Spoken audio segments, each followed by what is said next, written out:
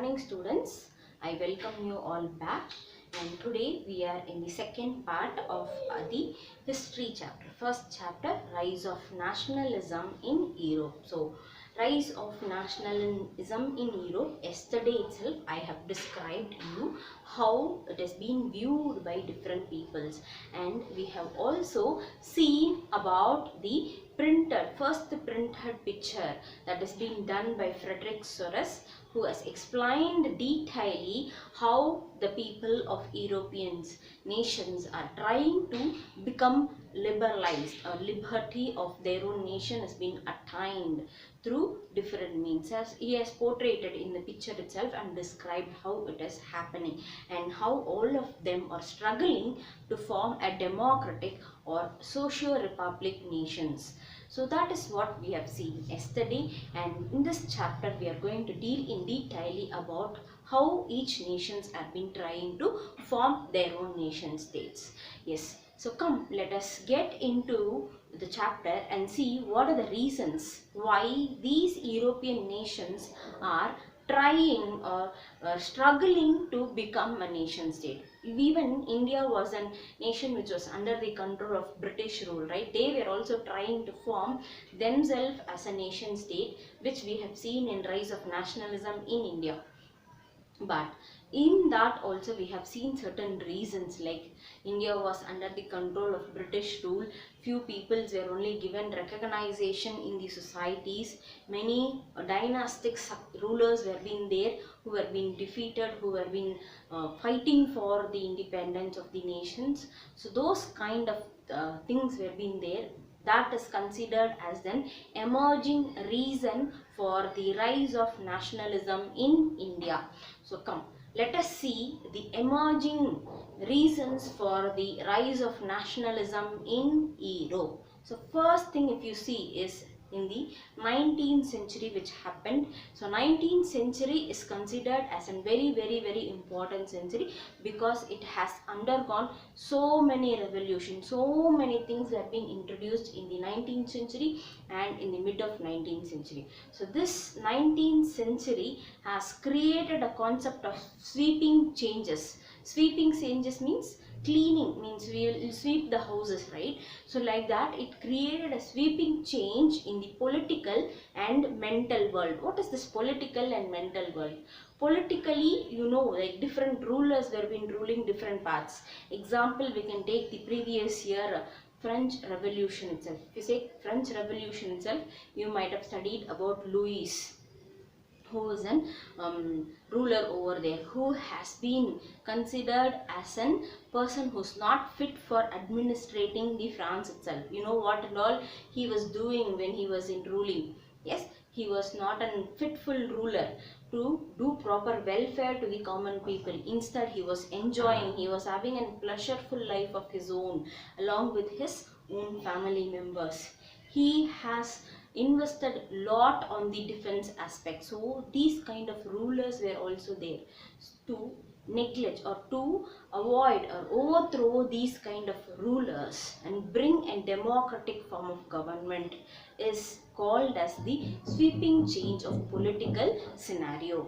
And sweeping change of mentality is here is that all don't want this dictatorship or a monarchical form of government to exist, because all have understood during the 19th century that these dictatorship as well as the monarchical form of government is not going to bring any welfare to the common peoples who are in the street corners or who are in the retreated area of the villages. So those peoples have really thought and who has been educated, particularly the educated groups, thought differently and wanted to bring change in their own society. So this is the first reason.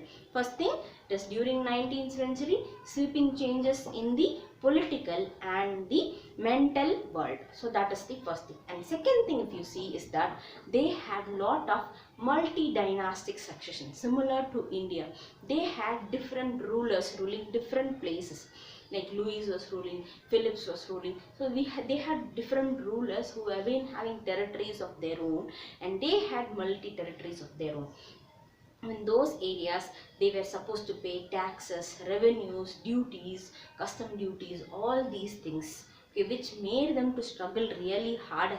And that is the reason they wanted, like they want the nation to be united under one particular person as an head in the form of a president or an prime minister, so that the leading can go, or the scheme that is being implemented can reach throughout the nation in each and every places. That is what is the second thing. Then you can see that this concept of nationalism has been emerged in the states, which has brought from the long time onwards. It has been started from the long period. They're saying the struggle for the formation of a nation state did not start immediately in the 19th century. It had the beginning in before the century itself, and that has been brought, that has been taken away by different peoples, and the struggle has been started full-fledged in the 19th century. That is what is the belief. It did not start immediately, it had a long period of starting or beginning. That is the third reason. And fourth thing, if you see, is that it is about the citizens. See, the administration is not only based about the ruler, it even includes the citizens over here. What is this administration does not include only the ruler. If you see monarchical form of government, or if you see a kingship rule or a dictatorship form of government like Hitler, Mussolini, or the Louis XVI, Phillips, all these people were being considering themselves as the supreme power, and they did not give much importance for the people who are living over there, citizens who are living over there.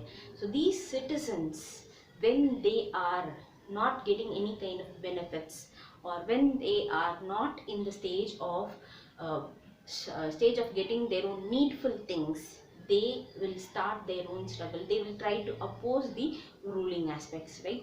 They started dissecting or fighting against, showing their agitation in the form of a struggle to change either the ruler or the form of administration. That is how these rise of nationalism in Europe has been started. So these are the main reason behind the starting of the nation states in Europeans. So if you see, we'll have a recap of it.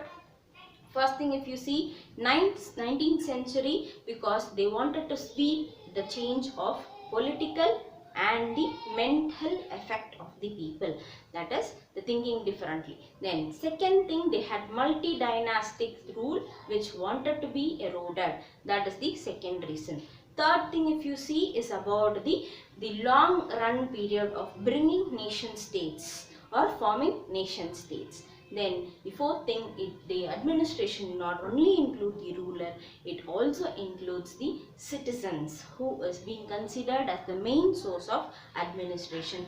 If they are disheartened, there will be a change which has to happen.